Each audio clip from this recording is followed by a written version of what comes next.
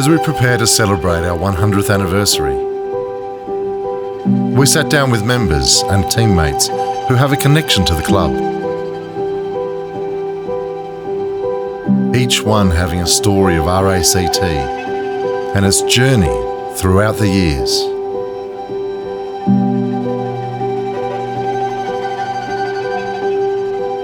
How are you? I could tell you many a story.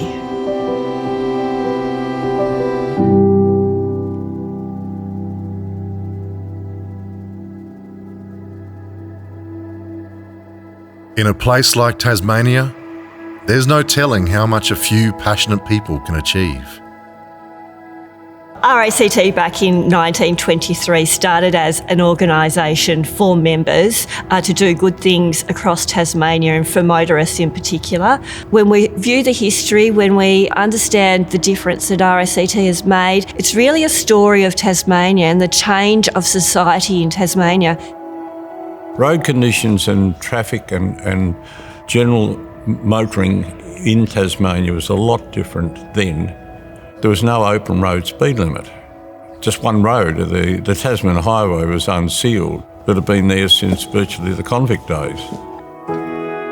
When drivers weren't safe, informed or protected, and the road rules were yet to be written. Those days we didn't have hand signals, blinkers rather. Used to wave down or go, like that. Not that hand, this hand. Most of the cars in those days always had a bench seat in the front, and the baby seat just hooked over the back seat. Consequently, if you put your foot on the brake, I always went like that to save the baby. I had the bassinet on the back seat one day, and I came round the bend in Grove Road, and the bassinet went. That was number 2, son. A few Tasmanians decided that something needed to be done. Simple things like getting roads paved and signposted led to bigger things, like introducing life-saving laws and safety features. RACT was instrumental in advocating for road rules, getting lighthouses around the state's roads, and a lighthouse was really just an early form of a street light. So RACT was instrumental in making sure that we could have our motorists navigate the state safely in the darkest corners on the darkest roads. There was no road from Hobart to Strahan, so RACT fundraised and built the road. We took a major part in introducing both compulsory wearing of seatbelts and in the drink driving laws. The first no-fault insurance scheme in Australia and one of the first in the world. The changes that took place initially were quite considerable and determined basically the foundation for what the RACT is today.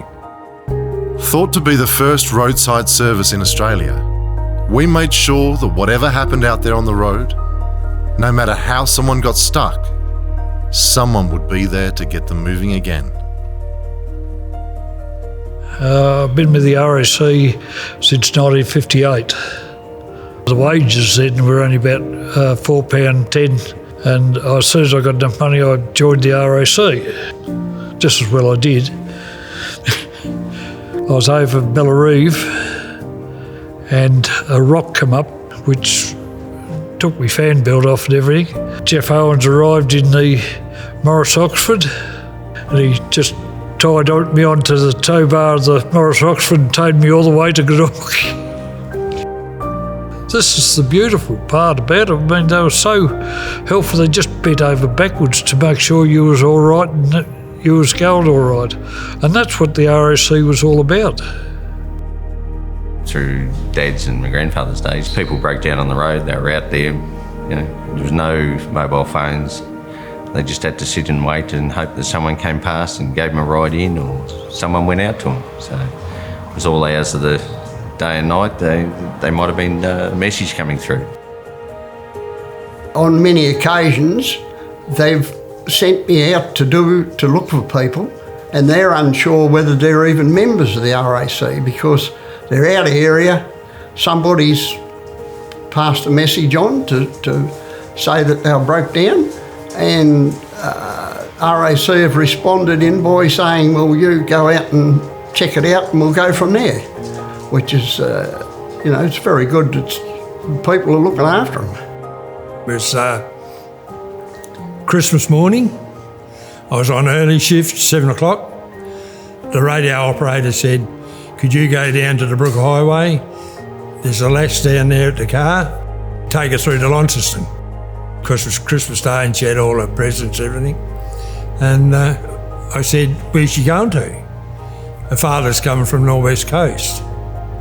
So I said, well, the best idea, I go straight to Devonport, which we did. I pulled up, he pulled in behind me, and then I returned to Hobart. That was the highlight one for me. A few small acts, driven by a handful of passionate people that had so many far-reaching benefits to keep Tasmanians safe. Our advocacy strategy took many shapes, being as simple as advocating for seatbelts on vehicles and then going into mobility, road safety and land use planning as well.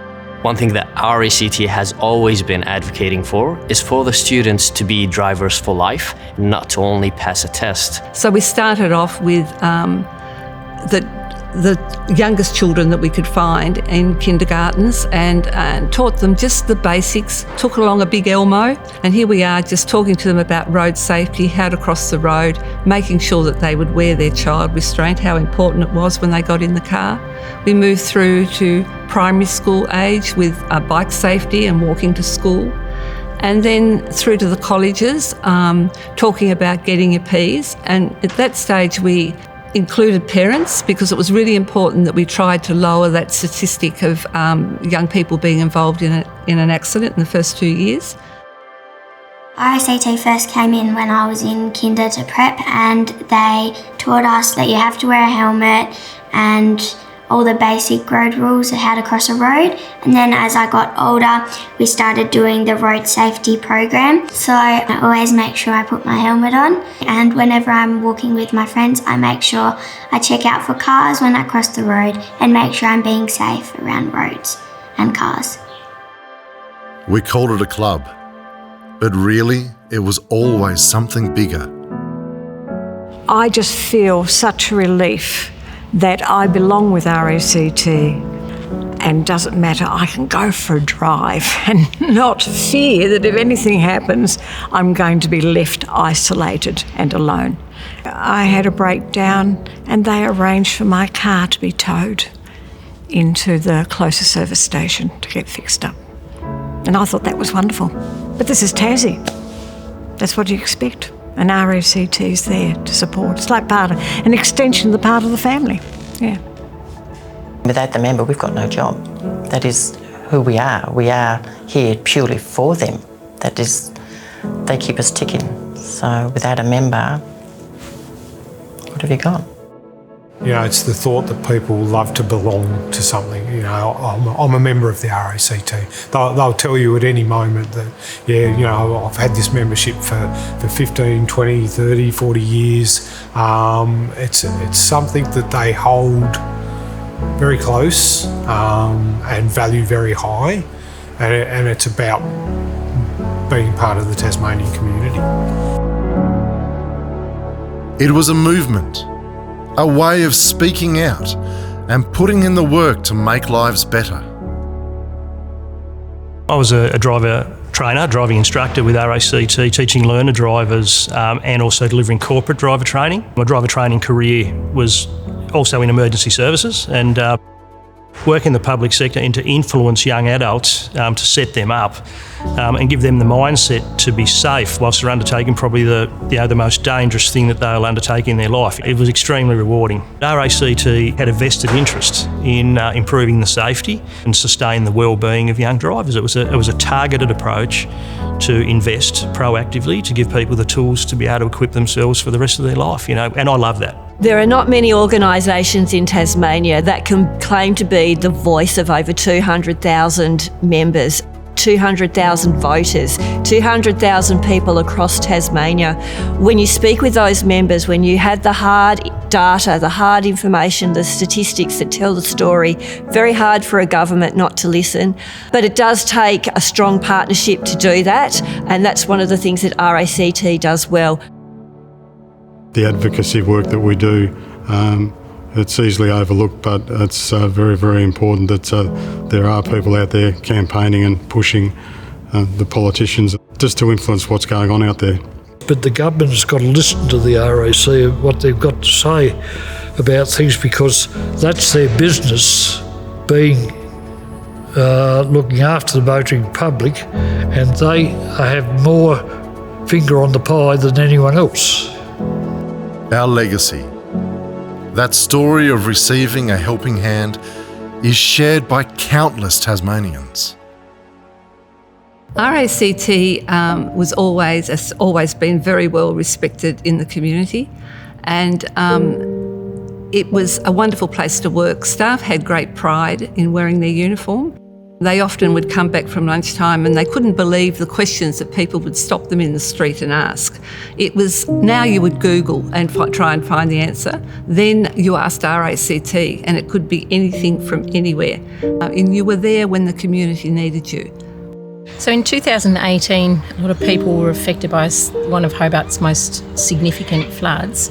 And the water from this little space was lapping up over this deck where we're sitting at the moment, right to my doors. So it was over 1 metre high. Even though I felt I wasn't the most significant customer because I was doing okay, but I rang RACT and explained that the house was freezing and it was damp, and incredibly, it was fixed the next day. It was really humbling because it was a significant life event for me.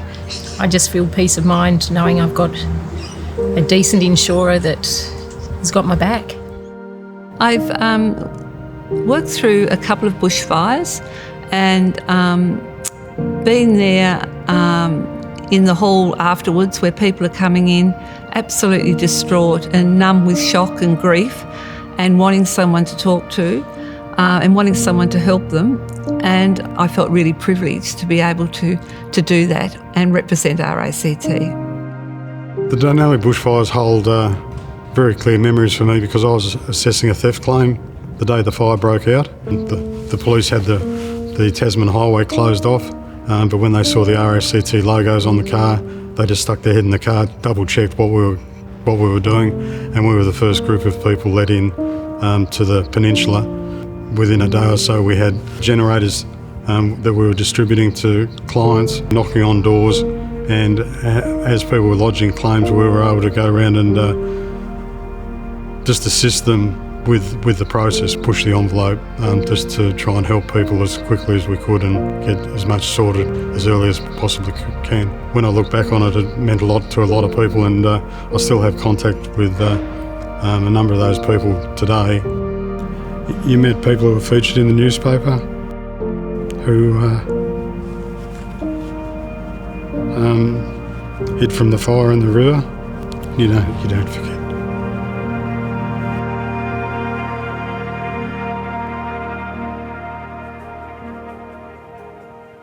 Jenny and I were doing RAC right from the early stages. While I attended the broken down person, Jenny she'd look after the members and their families. Some of those people that we looked after become very good friends. You get cards, Christmas cards, and all sorts of things. So it used to go on and on and on. Getting out on the road and saving our members, that satisfaction of completing a job and seeing someone drive off as a direct result of the work that you've just done, making people's days, the smiles, the thanks, the letters of compliments that come in, it all goes towards just that really good feeling that you've done a good day's work. Then, something important was put into motion. Now we're carrying that forward. And tomorrow, we're making sure that everyone who calls Tasmania home will share the benefit. our history shows us that the journey of society, the journey of Tasmania has changed significantly in 100 years, and I can only imagine what the next 100 will bring. The things that we advocate for, the way that we make sure that every Tasmanian has access, that's going to remain the same, but what access to, what the vehicles look like, how my children will drive into the future, I expect that to be very different. Before we were in insurance, before we were in roadside, we were an advocacy group. We've made our roads safer, we've made our cars safer, we've helped get safer drivers on the road, and that's fantastic. To continue to be Tasmania's shoulder to lean on and voice when it matters, we need to address Tasmania's future challenges, and we know there's a whole lot more we can do.